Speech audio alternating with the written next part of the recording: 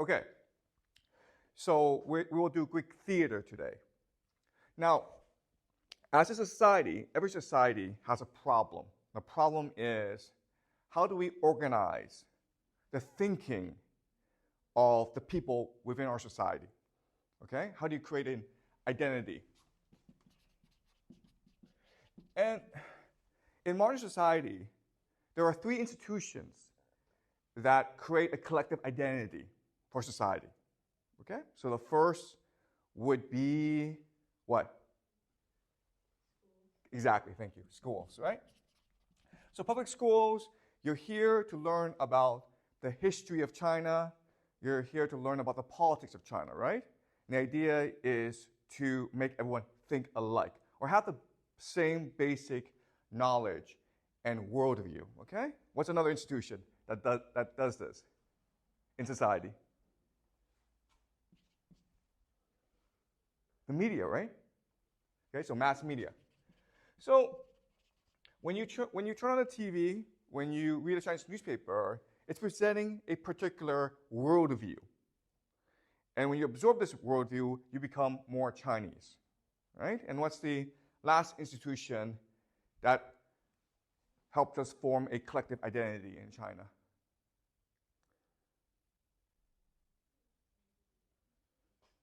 Entertainment, right? Mass culture. This includes, TV shows. This includes movies, okay? This includes books. Does that make sense? So through these three institutions, societies can create a national identity. And depending on your society, you create a different worldview, right? So in America, Americans would want to create an individualistic identity, whereas in China, we want to create a collectivist identity, okay? So what I will show you today is Greek society, Athenian society, was doing the same thing, okay? But it was doing it through theater.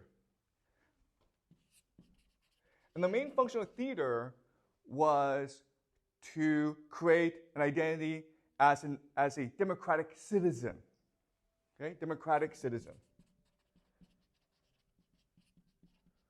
Why do we have a democracy? What does it mean to live in democracy? What is your responsibility as a citizen to be in a democracy? Okay? So that's what theater does in Athens. So let me give you some background about theater. Theater was formed the basic structure of Athenian society. So there are 2 months of the year when everyone went to the theater. Okay? So once in winter and once in the summertime. And they were called the Festival of Dionysus. Okay? Dionysus was the god, the Greek god of the theater, of art, of music, of sex, of wine. And so the Festival of Dionysus, there were religious elements to it, but it was mainly about watching theater. And through the process of watching theater, Athenians created a national identity that they all believed in. Okay? So this happened twice a year for 1 month. And it was free for everyone. So it's the rich who paid for all the plays to be performed. And that's how the rich, the aristocratic families, won favor from the people. In fact, Athenians considered going to theater the greatest birthright of being an Athenian. Okay? That was the privilege and the right of being an Athenian. It was the highest honor in Athens to participate in the festival as a playwright. And every festival, there'd be two competitors, okay? And they were called the protagonist,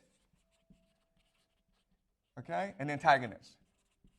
So today, we know the protagonist means the hero of a novel. The antagonist means the villain of a novel. But back then, all this meant was you were the first competitor, and then the antagonist was the second competitor, okay?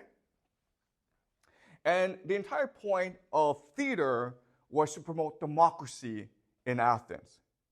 And they did that through many mechanisms. First of all, whoever won the festival was decided by popular vote. Okay? The entire process of theater was democratic. So there are no professional actors in Athens. People were selected from the community to act out the play. And everyone participated in watching the play. In fact, the largest amphitheater, these are all outdoor theaters in Athens, could hold 10,000 people. Okay? 10 to 15,000 people. The maximum population of Athens was 50,000 people. Okay? So this is a huge community event that brought everyone together. And they loved the theater.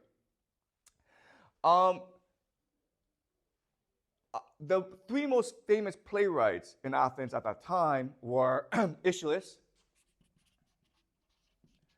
Sophocles, and Euripides, okay?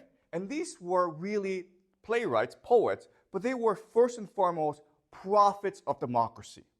They were teachers of democracy who told the Athenian people, why do we have democracy? Why is democracy good? And how should we protect and promote our democracy?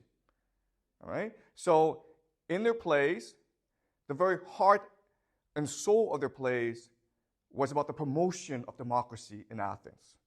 And these three were the most admired of all the playwrights. Everyone at that time wanted to be a playwright because that was the highest honor in Athens, okay? So to win first place at the Festival of Dionysus is like winning the Nobel Prize in physics today, okay? So what I will do now is go over the most famous plays so we can understand how they promoted democracy through their artwork. But are there any questions so far before I continue? Yeah, you mentioned like the theater can kind of like there could be like 10,000 people there. Yes, it's an amphitheater. Yeah, then how do they broadcast the sound? Like how can they make sure that everybody hears what the playwright says? Because there's no broadcast. Okay, so that's a great question about acoustics. We call this acoustics. So how the theater was designed was like this, okay? You had the stage, and then the theater was designed like this, like an oval, okay? So in other words, the sound was captured in like a cavern in a cave. So there was resonance. But obviously, you were required to shout out the words slowly so everyone can hear, okay? That's the first thing. Second thing is, these plays were so popular, everyone memorized the lines. Do you understand? So they already knew the content of the plays, but they wanted to participate in the community aspect of the play. Does that make sense? So the two things is, the theater was designed in a way so that sound traveled very freely in the theater so everyone can hear, but also everyone memorized the lines anyway. Okay? Does that make sense? Okay, great question. All right, any more questions before I continue? All right, so let's talk about Aeschylus, okay? Because he was really the first of the major playwrights. And he wrote a play called Oresteia. And I will explain to you the plot of the Oresteia before I explain to you the meaning and the interpretation of the play, okay? So all these plays comes from Greek mythology, because everyone knows mythology. And so what the playwrights did was they took material from Greek mythology and packaged it in a contemporary context to explore modern themes, okay? All right, so the Oresteia, the play is set in a place called Argos. And during the Mycenaean period, okay, so this is before the Bronze Age collapse, Mycenaean Greece, Argos was the most powerful city in Mycenaean Greece. And when the king died, he left the throne to his eldest son named Aeschylus, okay? But often what happens in these cases is the younger brother refuses to accept the authority of the eldest, and he rebels, okay? So a war was fought over the Argos throne. Aeschylus won, and then his brother comes and begs for forgiveness. And Aeschylus, being the king, says, "You're my brother. I want to show I'm a benevolent king, so I will forgive you. And to show that I forgive you, I will host for you a banquet and a feast. Okay? And so the younger brother is very happy about this. But during the feast, before the feast, what Aeschylus does is he kills all the sons of his younger brother. And he cooks them. And during the feast, he feeds it to his younger brother. And when his younger brother finds out about this, okay, he dies after this. But before he dies, he curses Aeschylus and says, "Curse upon you and your house, because a feast is a contract between you and the gods." Okay? When you hold a feast, you promise the gods this feast will be peaceful. And so people trust you and come and eat your food. So when you poison your food like this, you're insulting the gods. So I curse you and your entire house. Okay? And then he dies. But before he dies, his son, Aegisthus, okay? Aegisthus escapes. Okay? So his only remaining son is Aegisthus. And Aegisthus is responsible now for avenging the death of his family. Okay? All right, so Aeschylus becomes king. He has two sons who inherit his throne. Okay? The first is Agamemnon, who becomes king of Argos, and he is the king of kings. He is the one who will start the Trojan War and launch an invasion of Troy. Okay? And his brother is Menelaus, who becomes king of Sparta. And they both marry sisters. Okay? They marry two sisters. Agamemnon marries Clytemnestra, and Menelaus marries Helen. Okay? This is important because, remember, Helen runs away to Troy. And Menelaus tells his brother, Agamemnon, gets upset, and they agree to organize this massive Greek army to invade, destroy Troy, and get Helen back. Okay? But when they're about to set sail for Troy, there's no wind. And Agamemnon knows the gods are not happy with them. Okay? So Agamemnon consults a fortune teller who tells him how to win the favor of the gods. He tells Agamemnon, you have to sacrifice your daughter, Iphigenia. And at this point, Agamemnon should be like, I'm not going to do that. I'm not going to sacrifice my daughter, Iphigenia, so that I could go to Troy. And why do I want to go to Troy in the first place? Right? Helen's not my wife. It's Menelaus' wife. Not my problem. Right? I should just give this up because obviously the gods don't want me to go. That's what he should do. But instead, he's like, fine, I'll sacrifice my daughter. Okay? So he kills his daughter, Iphigenia. The wind is released from the skies, and they set sail to Troy. Okay? And we know what happens. They're there for 10 years, and they end up destroying Troy. Who's really pissed now? Who's really angry now? Who's really angry about all this? Clytemnestra, right? The wife of Agamemnon, because their daughter has been killed for like no reason, okay? So Clytemnestra, while Agamemnon is away for 10 years, she plots her revenge.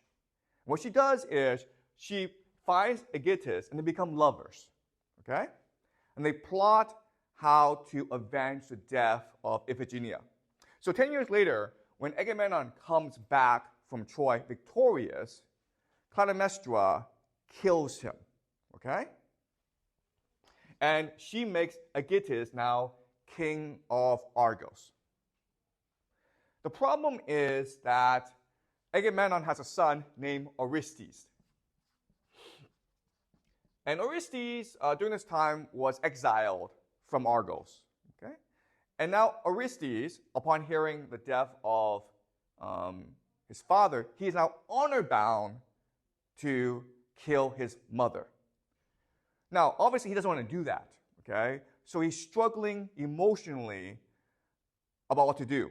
So he consults Apollo, who is basically the god of justice. And Apollo tells him, you are right and just to want to avenge your father, okay? So Orestes goes back to Argos, and he kills his mother, Clytemnestra, and Aegisthus. And now he's king of Argos.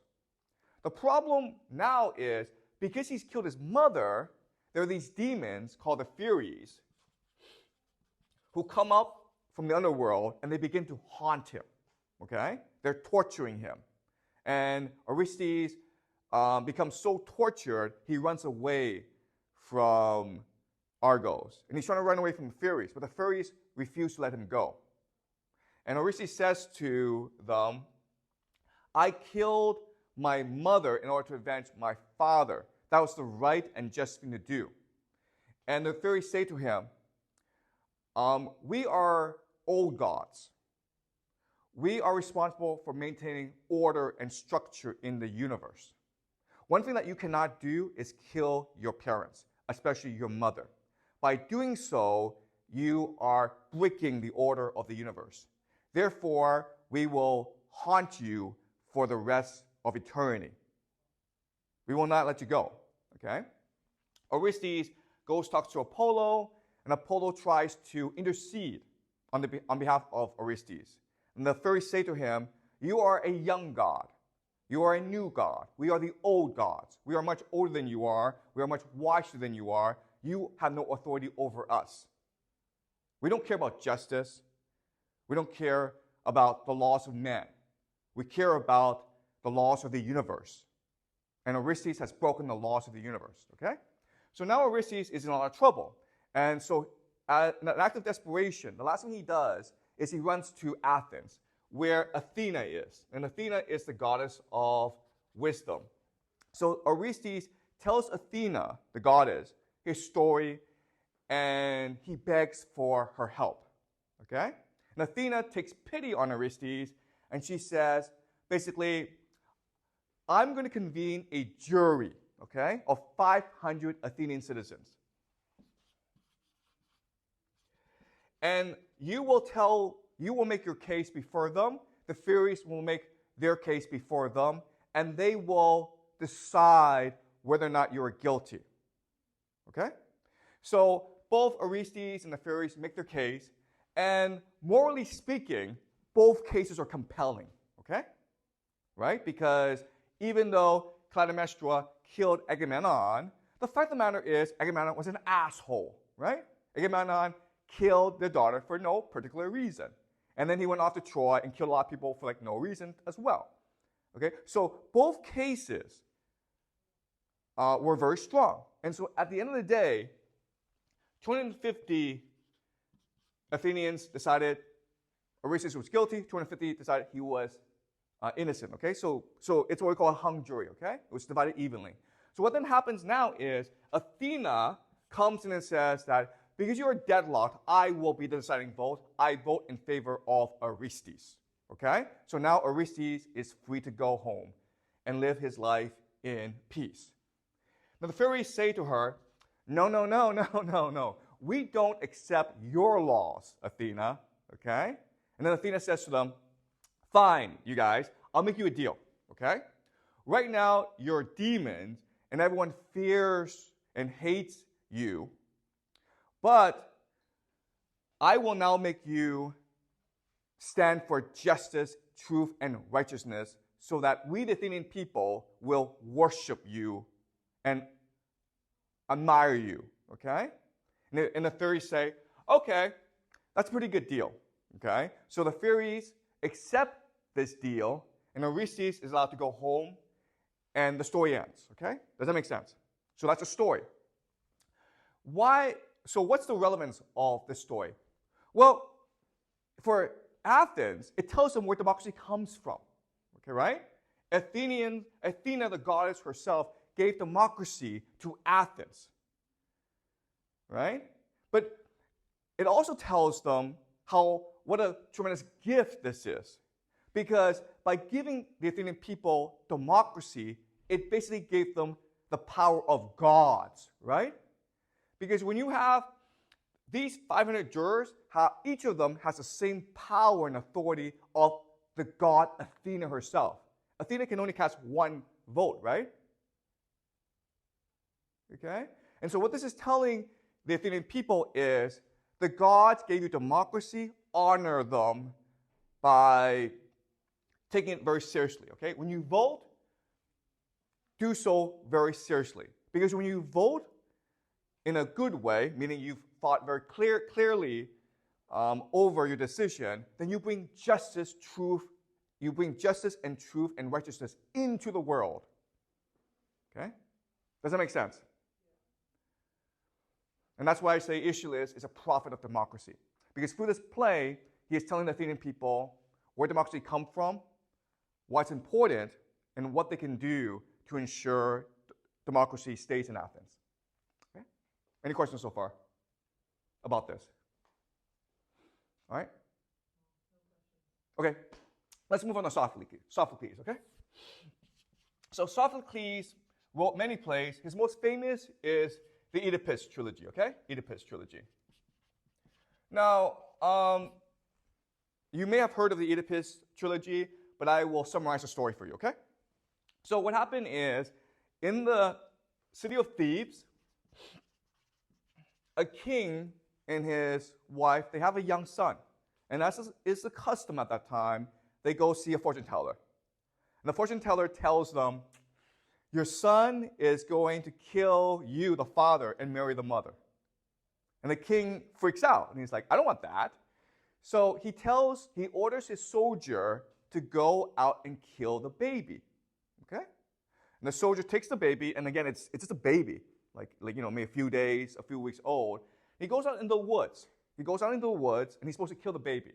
But he's a soldier, and he feels it would be dishonorable to kill a baby. So what he does is he just leaves the baby in the woods and runs away, thinking maybe the wolves will come and eat the baby, okay?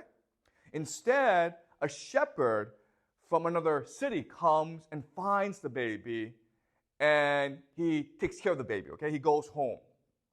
In the city, the king and the queen have no child. They have no son. They have no heir, okay?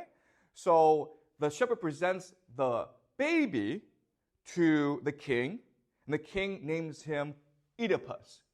And Oedipus grows up to be a very strong, very noble, very handsome young man. When he is of age, he goes and talks to a fortune teller. And the fortune teller tells him, I am sorry, but you are cursed. You are cursed to kill your father and marry your mother. So Oedipus freaks out and says, I don't want to do that. I don't want to kill my parents who love me. So he runs away from his city, okay? And he's going to Thebes. And on the way to Thebes, he gets in an argument with an old man and his friends. And he kills all of them, okay? And this old man happens to be his real father, the king of Thebes. He goes into Thebes, and everyone's crying. And Oedipus asks what the problem is. And the citizens there tell him, well, our king is dead, and also there's a sphinx, an evil demon who is haunting us, okay? So Oedipus volunteers to challenge the sphinx to a duel. And the sphinx asks Oedipus a riddle. If Oedipus can get it right, the sphinx will go away. But if Oedipus gets it wrong, then the sphinx will eat Oedipus, okay? And the riddle is, what walks in the morning with 4 legs, what walks in the afternoon with 2 legs, and then what walks in the evening with 3 legs? And the answer is, man, okay? So it's a very famous riddle. Oedipus gets it right, and the sphinx loses, and he flies away, okay? The people of Thebes are so thankful, they make him king of Thebes. If you're king of Thebes, you marry the queen of Thebes, okay? So he's done this. He's married his mother and he killed his father, okay? 20 years later, there's a plague in Thebes. And Oedipus, now the king, knows that somehow he's angered the gods. So he talks to a fortune teller, and the fortune teller tells him, well, the gods are angry at you because you've killed your father and you've married your mother and you've had children with your mother, okay? So all your children are products of incest. So the gods are angry at you. So what Oedipus does is he blinds himself and he exiles himself, okay, to die somewhere else, okay? Now the problem now is who inherits the throne. So his eldest son is supposed to inherit the throne, but he has another son named Polynices, who rebels, and he fights for the throne. The two brothers kill themselves in battle. Okay? They kill themselves fighting each other. And now Creon, who is the brother to the dead queen, the queen has killed herself, okay? He now inherits the throne, okay? And the first thing he does is announce that the dead king will be given a state funeral, okay? We will honor him. But Polynices, who rebelled against the king and who caused all this suffering and misery in the world, he will not be given a funeral. He will not be buried. And the reason why is Greeks believe that only by burying the dead can they find peace in the afterworld, okay? So it's a very serious thing not to bury the dead. Antigone, who is the daughter of Oedipus and the sister of Polynices, she finds out about this, and she thinks this is unjust. Polynices has done a lot of bad things, but no one deserves this, okay? So she secretly buries Polynices. Creon finds out and demands Antigone to be arrested.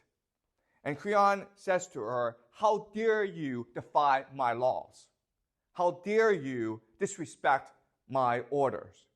And then Antigone says to him, "Your laws are unjust." And Creon says, "The laws are the laws. Without laws, there will be complete chaos." And then Antigone responds by saying, "Human laws must conform to justice. There are these laws in the universe that are divine, unwritten, and immutable, and we must respect these laws. Human laws cannot override these laws of justice." Okay? And this makes Creon very angry. And so he sentences her to death for disobeying him. Okay? The problem is Antigone is the fiancée of Haemon, who is Creon's son. So Haemon, the prince, comes and begs his father to relent. And Haemon says, "Can you please forgive Antigone?" And Creon thinks his son has betrayed him, right? Your love for Antigone has blinded you from seeing the truth, from doing what is right. And Haemon responds and says, "Father, I'm not doing this for Antigone, I'm doing this for you." And the reason why is the people of Thebes fully support Antigone. They think she is a hero. They think she is just and right to want to bury her brother. They think you are a tyrant, Father. And Creon says, "Should I obey the mob? Should I, the king, listen to the mob?" And then Haemon says, "No, you should listen to what is right and just." Okay? Creon gets very angry and kicks Haemon out. Okay? But then Creon has a change of heart, and he doesn't know if he's done the right thing. So he talks to a fortune teller. Okay? And the fortune teller tells him, Antigone is right in this situation.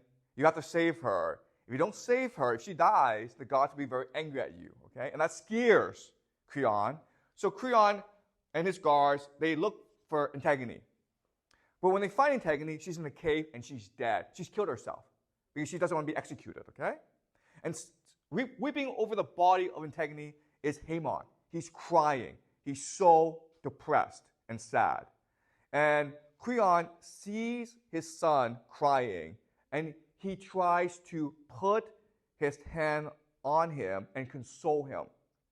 The moment that Haemon sees his father, he becomes so angry, he lunges at him with his sword. Okay? But he misses. And when he finds out he has failed to kill his father, in his anger and in his grief, he kills himself. So both Antigone and Haemon are now dead. And when Haemon's mother finds out about this, she kills herself too. And now Creon is alone in the world, okay? Does that make sense? Okay? So does this story make sense to you? All right. Now, what does this story mean? Well, remember, Athens is a democracy. And so this is a message that's very much anti-king, right? Like, let's not have a king because kings do stupid things. And why do kings do stupid things? Because of hubris.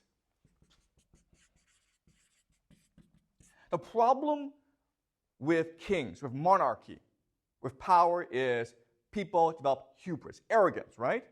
Violent, excessive arrogance. And that makes them do stupid things, like refuse to listen to what is right and good and just. That's why kingship is a bad thing. That's why we Athenians have democracy and not a king. Okay, so that's the first message. The second message is basically the world works when the old give way to the young. Okay? The old must always listen to the young. So remember that in the Oresteia, the play ends with the Furies, the old gods, giving way to the new gods who bring justice into the world. Okay? The Oedipus trilogy ends in tragedy because the old king refuses to give way to young people.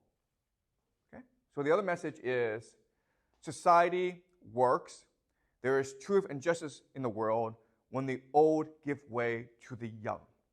Okay? So those are the two main messages of this play. Any questions so far before I move on? Well, why would everyone trust the fortune tellers? Oh, that's a great question. Why do people trust the fortune tellers? Because remember, everyone's religious. So the fortune tellers speak on behalf of the gods. Okay? They're called seers or prophets. Or divinators, okay? So their job, what makes them special is they're able to interpret the will of the gods. And that's why the kings listen to them, okay? And remember, this is, for most of human history, humans were extremely religious people, including the Greeks. The Greeks were especially incredibly religious, okay? Does that make sense? Yeah. All right. Okay, any more questions before I move on? All right, let's talk about Euripides, okay? And Euripides he's the youngest of these three, and he was the least prized or the least respected in Athens when he was alive, okay? And the reason why is, as you can see, the Oresteia and the Oedipus Rex trilogy, they celebrate Athenian democracy. But Euripides, he criticized Athenian democracy. All right, so the example is in 415 BCE, and this is the height of the Peloponnesian War, okay? He put on a play called Trojan Woman. And this play is about the aftermath of the Trojan War. So at the end of the Trojan War, all the Trojan men are killed, right? And the custom is to enslave the Trojan woman. Okay? So one character is Hecuba. And Hecuba is the queen of Troy. And Priam, her husband, he's been killed, okay? Hecuba is a tragic figure because she's seen all her sons die. And then one of her daughters has been sacrificed, killed for Achilles. Achilles died in the war, and Achilles is dead, so they sacrificed a young girl who's a princess of Troy, Hecuba's daughter, in order to accompany him in the afterworld. So so all her daughters have either been killed by the Greeks or they've been enslaved, okay? And been forced to be the mistress or concubine of the Greek heroes, like Odysseus, okay? Then you have Andromache. Andromache is the wife of Hector, the prince of Troy, who died at the hands of Achilles, okay?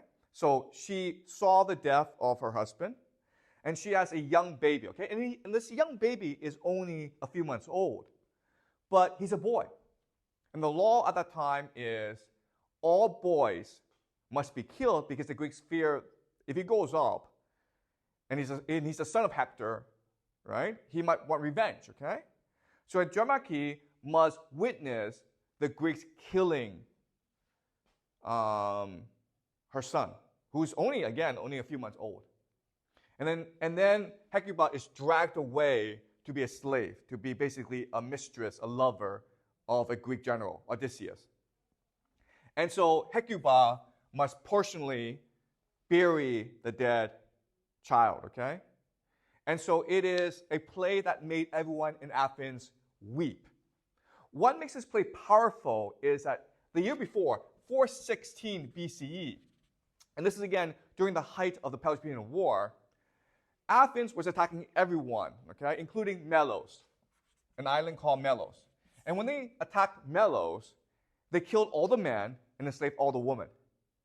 So in many ways, the children woman is a direct response to what happened in Melos, okay? Euripides is telling the Athenian people, do you see how terrible we are? We are a terrible people. Do you see all the hurt and suffering we brought onto the world because of our empire? Okay? Now, obviously, the Athenian people didn't like this play, and so he lost in the competition to this obscure nobody, okay? And Euripides got really angry about all this. He was very bitter about all this. So he exiled himself to Macedonia, okay, where he died. Okay? He died away from Athens. And his last play, he wrote his last play called the Bacchae in Macedonia. And after he died, his friends brought this play back to Athens. And this play, Bacchae, is considered his masterpiece, his best play. Okay? So again, what I will do now is I will explain to you the plot of the Bacchae, and then I will explain what the interpretation is. Okay? All right. So there's a god named Dionysus. Another name for Dionysus is Bacchus. Okay? So the Bacchae are people who worship Dionysus, the god of theater, of music, of festivals, of wine, of sex, okay? Now, Dionysus, the legend is, he was born in Thebes to a Theban princess. And his father was Zeus, the king of the gods, okay? Zeus likes to go around and rape women, okay? And he has many, many children, including Dionysus. But when the princess of Thebes announced that she's been impregnated by Zeus, no one believed her. Everyone laughed at her, okay? And the people of Thebes refused to worship Dionysus. Now, Dionysus is worshipped all around the world, including in India, as far away as India. So Dionysus has always been bitter about all this, okay? He's bitter about the fact that his mother was insulted by the Theban people. He's also bitter about the fact that Theban people don't pay homage to him, okay? So he plots his revenge. What he does is he disguises himself as a wanderer, okay? A stranger, and he makes the woman of Thebes insane, okay? He makes them worship him. And what they do is they run off to the mountains where they have sex orgies, okay? They're having like sex, they're doing all these crazy things in the worship of Dionysus. The king of Thebes, his name is Pentheus. He hears about this. He hears about all this chaos. And he decides, you know what?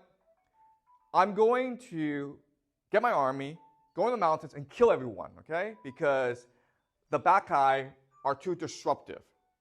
They are amoral, okay? And he's about to do this, but then Dionysus, the wanderer, tells him, hey, I'll make you a deal. Don't kill the Bacchae. I want to take you into the mountains, and together we can watch them have sex together, okay? We can watch their sex parties. And Pentheus says, okay, that's interesting, okay? So together, the two go into the mountains, and they hide behind a rock as the Bacchae are about to worship Dionysus. Pentheus is hiding behind the rock, and he can't really see that clearly, okay? But he's really excited. He really wants to see the Bacchae in action. So Dionysus says, why don't you climb that tree, and that tree will give you a better view of all the action, okay? So Pentheus climbs the tree, and he hangs by the branch, okay? And he has a very clear view of the Bacchae who are in a circle. Then what Dionysus does is he lowers the branch so like Pentheus is now in the circle of the woman. And Dionysus commands the woman to kill Pentheus, to rip his body apart, okay? And one of the women in that circle is actually Pentheus' mother. All right, okay? So Pentheus dies in the mountains. The people of Thebes are now very anxious. The king has disappeared. The women of Thebes are in the mountains. Then Pentheus' mother comes back, and she's running. She's really excited, okay? And she's holding the head of Pentheus. And she's shouting to the people of Thebes, look how wonderful I am. Look how brave and courageous and strong I am because I'm holding a lion's head. By my bare hands, with my bare hands, I killed a lion and ripped the head off his body. Here it is, okay? And it takes a very long time for the people of Thebes to convince her, that's not a lion's head, man. That's your son's head. Okay? So this is an extremely weird play, okay? Very weird. And there are different interpretations of what this means. And I'll tell you my interpretation, all right? So think about this image, okay? A mother holds the son's head in her hand, and she's celebrating how brave she is, right? Now, I think this is a metaphor for war and empire. And the reason why is war and empire happens when old people send their children to die, to fight and die for their glory. Does that make sense? Okay? So this image of a mother holding her son's head and shouting to the whole world, look how brave I am. Look how great I am, okay? It's really a metaphor or an image for war and empire. Okay? Because remember, the Peloponnesian War is really about building empire, right? Athens wants to build its empire, and it's sacrificing its young people in order to accomplish this. So the Bacchae is a direct criticism of the Athenian Empire, and it's direct criticism of the Peloponnesian War. Okay? Does that make sense? All right. So some further evidence to support this interpretation is in 431 BCE, the Peloponnesian War between Sparta and Athens started. And about a year afterwards, a lot of Athenian men are dead. And it is the custom at that time to honor the war dead by holding a huge state funeral, okay? So the state, Athens, will pay for the burial of all its war dead. During this huge funeral, all Athenians come out to watch an oration.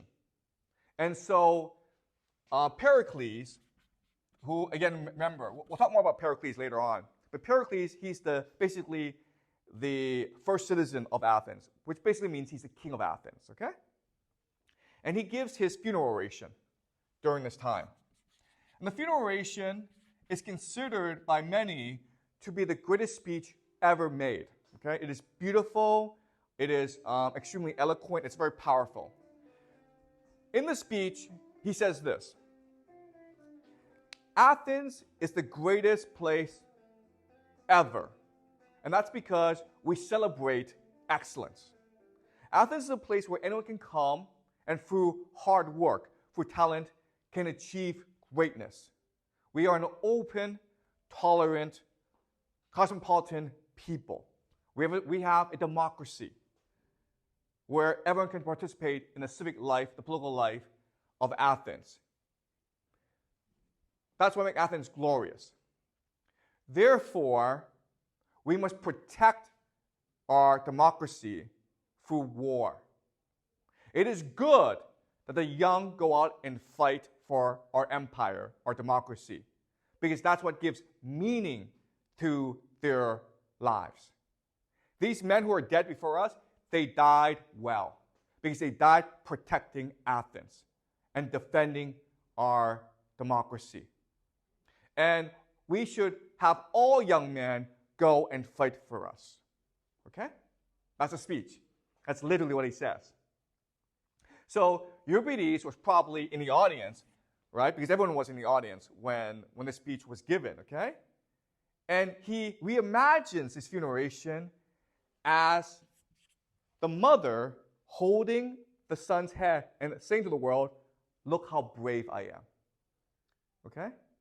What Pericles is really saying is, we're an empire.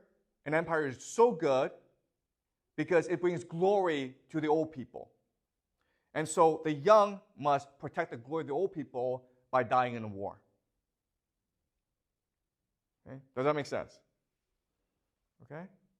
But if you think about it, okay, even though Euripides is criticizing Athenian democracy, what he's really doing is also trying to defend Athenian democracy. Because a democracy only happens when citizens are engaged in a process of argumentation, debate, and self-reflection. And so what Euripides is really trying to do is put a mirror before the Athenian people. And he's saying to the Athenian people, look how awful we are. We can do better. And that's what a democracy really is. It's an open and honest discussion about how we can be better. Okay? And again, these three, Aeschylus, Sophocles, and Euripides, are considered the three greatest playwrights in Athenian history. And these plays are actually still performed today. Okay? So the Oresteia, Oedipus Rex, and the Bacchae are still performed in theaters all around the world today. That's how amazing they were. So, any questions? So for the third play, well, the mother holding the head of the son, what are some of the other explanations other from this theory? Oh, okay, great question, okay? So, the Bacchae, how do other scholars interpret the Bacchae, right? Okay, so there are different interpretations, but the most common interpretation is it is a play that explores the idea of religious yield, religious devotion, or religious fanaticism, okay? Okay, does that make sense? That's the most common interpretation. This play is really about the power of religion and faith and how it drives us into madness. Okay, that's the most common interpretation. Another interpretation is, well, Dionysus is the villain, okay? He's not really the villain, but he's the main focus of this play. And Dionysus does a lot of bad things, right? Well, guess what? For most of his life, Euripides was participating in the festival of Dionysus, hoping to win first place, right? To be the protagonist, to win first place. But most of the times, he lost because he kept on offending the Athenian people, right? So another interpretation is this play, Bacchae, it's a satire on the power of Dionysus and of theater in general. Okay, it's a direct criticism of the festival of Dionysus, and what Euripides is really saying is the festival of Dionysus. It's not about art and reflection and democracy. It's really just a wild sex party that's trying to please everyone. Okay, so you can also interpret this as a direct criticism of democracy itself. Democracy is just a wild sex party. Right? So these are the two major interpretations that the Bacchae, it's about the power and dangers of religious devotion, fanaticism, okay? And also the play Bacchae, it's a direct attack on the idea of theater itself and democracy, okay? But I don't see it that way. I think the most likely explanation for me is It is a direct criticism of empire. Okay? And you can believe whatever you want. And that's the power of Athenian theater. There are different ways to interpret it. Okay? So even today, modern audiences are still amazed and inspired by these plays. Any more questions then? Yeah, it seems to me like all these plays have some similarities in terms of they all contain some sort of revenge in their plots. And why is that the case? Great, good question. Okay, so revenge. Okay, you're right in that all these plays have the idea of revenge, okay? And the reason why is, if you think about human motivation, what really drives us, right? What really drives us to violence? Well, it's revenge, okay? So revenge is the main plot device we use to drive action. It's what motivates us to do violent things. And that's why throughout all these plays, revenge is a common theme, okay? But another very common theme is the idea of hubris. Right? Hubris. Arrogance. And this is what the Greek this is what the Greek playwrights focus a lot on. What they discovered is things go awry in society when the leaders, when the elite, when the kings, they develop hubris. Okay? Because it leads to bad judgment. But what they also discovered is hubris is just a part of human nature. Okay? If you put someone in a position of power, he or she will always develop hubris.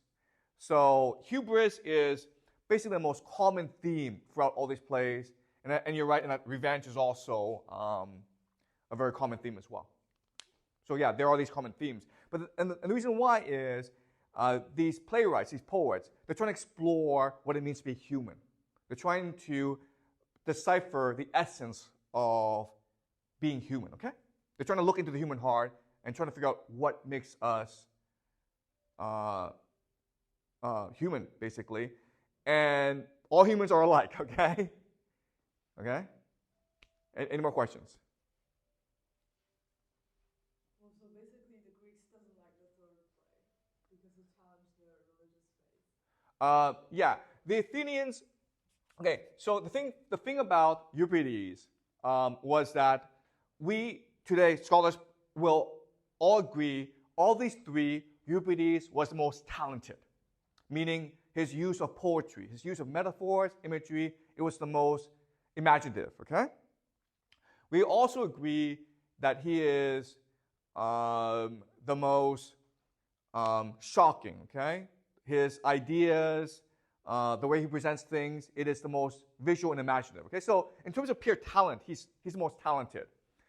But when he was alive, okay, he was an extremely arrogant person who believed theater should be about awakening people, should be about challenging people's sense of reality. Okay? It should be about education and edification. And these people tend to be hated by contemporaries, okay? But after they're dead, later generations respect them more.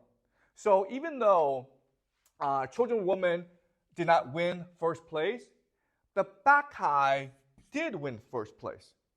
And that's because, well, Euripides was dead, okay? And they were able to see the genius and imagination of the Bacchae much more closely, okay? Does that make sense? Okay? So Euripides basically had his image, his reputation was rejuvenated after his death. But during his lifetime, he was despised by a lot of people. Okay? People respected his genius, but they didn't like the fact that he was so arrogant and candid. Okay? And that's true for most of human history, where if you are a controversial writer, you are not respected by contemporaries, but after you're dead, people appreciate your genius. Okay? And this is true for most really famous writers. Any more questions? These are great questions, by the way.